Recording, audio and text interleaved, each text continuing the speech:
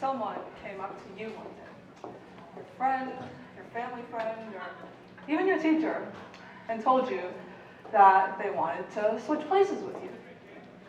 The idea is pretty simple. You wake up in their bed one day, they wake up in yours.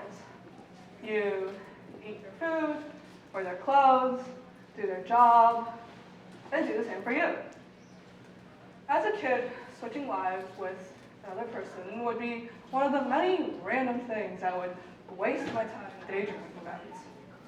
There was this one book series called Katie Kazoo, Switcheroo, where the main character, Katie, had the power to do exactly that. Whenever there was someone that she particularly disliked or was envious of, a magic gust of wind would come over her, and she would transform into that person. I wanted to be just like Katie. Of course, she was only a fictional character who only existed in a figment of someone's imagination. But there were still plenty of people in my real life that I wanted to imitate. There was this one girl at my elementary school. Let's call her M. In my eyes, M was a genius, a mad wizard.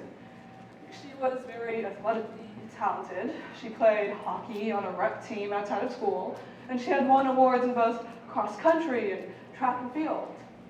Socializing was another one of her many, many strengths. She had a large group of equally sporty friends, and she was practically besties with all of her teachers. But most importantly, to me, at least at the time, was really, really, really good at math. In other words, M was basically everything I was not. I had no athletic strength or coordination. I could count all my friends on one hand, and I despised math with a burning passion. Now, my Asian parents clearly weren't too happy about this. They would make me do those thick math workbooks from Costco that had like a gajillion pages in each of them. Obviously, I would complain about having to do those stupid things all the time. If I had a penny for every argument I've had with my parents about math, I would be a trillionaire. And I don't even need to be good at math to calculate that. My parents would always bring up the other kids, our family friends, our cousins in China. You think I give you too much work? Auntie Jasmine makes her kids do 10 of these workbooks a day. Auntie Susan makes her kids do 20. And they also have to study for the SATs, even though they're like 5 years old. None of that even remotely compares to what the kids in China have to go through. Those kids spend every living, breathing second of their days staring into a mountain of textbooks, studying for their middle school or high school or university entrance exams, none of which we even have here in Canada. And the math they do there is incomprehensibly harder. Meanwhile, here on the other side of the ocean in good old North America, the seemingly oldest time stereotype exists that all Asians are good at math and at academics, by extension. We Asians are the picture-perfect immigrants, here to fulfill the American dream. We are the model minority. It always seemed true to me as a little girl. Every Asian kid I knew was not only good at math, they all somehow seemed to enjoy it. Isn't that ridiculous? Everyone except me. And that was why I wanted to be Em so badly. If I could be her, my life would be so much better. I would be so much happier. My parents would love me so much more. I spent hours and hours thinking, contemplating about what my life could be if I were just more like Em. It was an unhealthy obsession, an addiction, you could even say. Now, near the end of elementary school, a pesky little disease that I'm sure none of you guys have ever heard of called COVID-19 hit the world. And like everyone else, I was confined inside my house. I don't know what you guys all did for the majority of quarantine, but I did something I most definitely do not regret, and that was watching tons and tons and tons of YouTube. music channels, art channels, gaming channels, anything that you can think of, I probably had a phase of watching it at some point. Study channels, also known as StudyTube, was one of my many infatuations. This little corner of YouTube consisted of mainly high school and university students who would record vlogs, guides, and other kinds of content about their academic lives. Most of these students lived in the US, went to fancy, rich private schools, and had their entire post-secondary education funded by the bank of mom and dad. Personally, as an Asian girl, I watched other StudyTubers who were also Asian girls. There was definitely no shortage of them, and not only were they rich American Ivy League students, they also had cute clothes, good grades, and a better love life than I could ever dream of. Watching these girls who were just like me, yet who were so much more accomplished than I was, made me feel that familiar sense of jealousy, the same kind of feeling I'd had before towards Em. I would have given anything I had just to be like those gorgeous girls who seemed so confident and content in their lives and their accomplishments. I could never be like them. No one could ever be like them. Or so I thought. When schools eventually reopened and I started talking to real people again, the realizations started to slowly dawn upon me. Every single person around my age that I knew, my friends, my family friends, other people, were pouring their blood, sweat, and tears into constantly getting better at everything.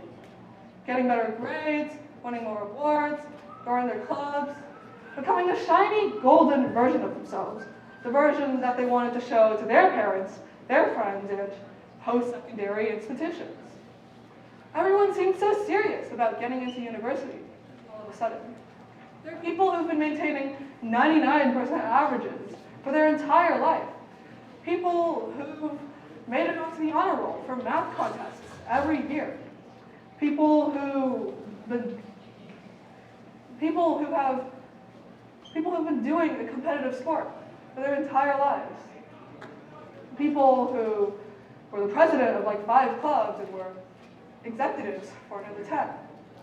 It wasn't just one M or a couple random rich people on the internet that I wanted to be like anymore.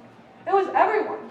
Everyone here seemed to be like that kind of student, who worked hard in school, who made their parents proud, and who were even successful outside of school. Everyone here was better than me. I found myself again wishing that I could be anyone but myself. And not wanting to be yourself is a very sad feeling, to be honest. Now, you may be wondering, Caroline, what does any of your rambling have to do with the concept of you hating math or having a bad relationship with math? Which is a valid question, honestly. So I want to take a second not to talk about algebra, not to talk about trigonometry, not the concepts in math, but the concept of math. Math was always presented to me as something cold, hard, logical, or left-brained, so to speak. It is based entirely on facts and logic, so it should be simple to understand, especially for an Asian like me. Over the years, countless people have told me their reasoning for why they preferred a subject like math over English. Math was simple, math was straightforward. Either you get the question right, or you get the question wrong. No subjectivity was involved. However, as the years went by and I got older and the math got complex, this didn't really seem to be the case anymore. There would often be multiple solutions to an answer, multiple answers to a solution. And we would often have to prove which one of those solutions was the right one.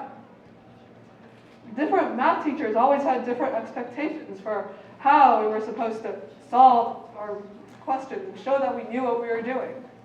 There were so many arguments, so many deliberations to be had about math behind the scenes that all brushing it off as something crystal clear felt ignorant to me. But I suppose those math lovers were still right in a sense. At the end of the day, the only thing that matters for some people is that final textbook answer. Either you get full marks on a question, or you don't. Either you have good grades in school, or you're a failure. Either you win that competition you've been preparing for your whole life for, or you lose. Either you get accepted into your dream university program, or you get rejected.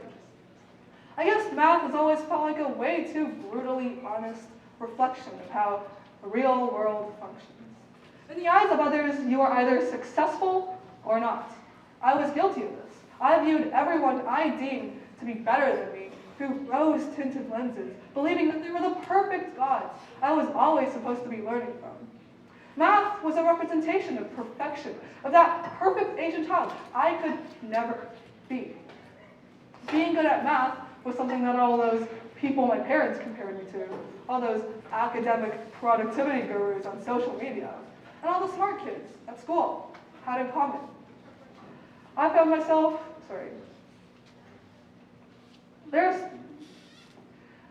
that they all had in common. There's often so much more to a person than, despite all these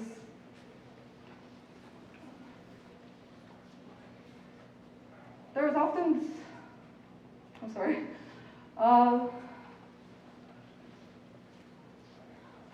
so much more to a person than what they show to the world. It's so easy to get caught up in this constant cycle of endless perfection and perfect competition in a world that's driven by money, power, and fame. We have to remember at times that there are so many people who are struggling with things out there. Students who struggle with their mental health, feeling like every single day is the same, feeling stuck in this monotonous cycle that is life. Feeling guilty over every mistake they make, every unproductive day in their lives. They're people who truly have the competitive drive to be the absolute best at everything they do. And when they aren't the best, they beat themselves up for it, falling from the high pedestal that they set themselves upon, while still trying to maintain that outer image of perfection for the world. There are students who face pressure in every single aspect of their lives, not just academics. Pressure to earn money for their struggling families, pressure to conform within the traditions of their culture, pressure to take care of other people besides themselves. I was too narrow-minded to realize that all these people that I always looked up to were not so perfect after all. So many people felt like they were just a shadow of what they presented themselves to be. Despite all their hardships, the only thing that people like me would see were the perfect illusion it showed the world. It was just like math. Despite all the grueling calculations, all the logical approaches, all the discussions to be had behind the scenes, the only thing that shone in the spotlight at the end of the day was that final solution, that final equation, the right or the wrong. I still despise doing math, even though maybe I'm slightly better at it than I was before. Self-comparison is still a problem for me, and I'm sure it is for many of you guys as well. At the end of the day, I will never be the best in the world at something I don't really care about, like math. I will never be the best in the world at being someone else, because trading everything that I am as a person just to be someone else is simply not worth it. It's so easy to get caught up in this cycle of constant perfection, endless competition, in a world dominated by money, power, and fame. Perhaps if we toned it down on the competition of it, and stopped seeing every single person as a goal that we have to beat, life would be a little more enjoyable, and we would all hate ourselves a little bit less. If perhaps, instead of always complaining about how we have it so much worse than everyone else, and participating in this suffering Olympics where no one really is a winner, we should take a few steps back and talk to each other, realize that everyone's probably struggling with something, and that the greatness of a person shouldn't be defined by just their accomplishments.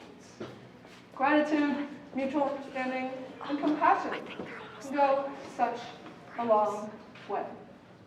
As young people, we have to empower each other to become the people that we want to be, not the people that our parents or our peers or society wants us to be.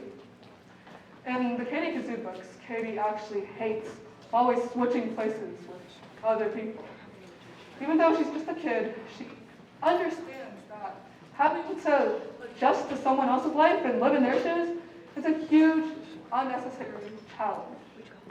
So let's ask ourselves, if living the life of someone else would be such a pain in the butt, why do we all try so hard to chase after the romanticized lives of other people? Thank you.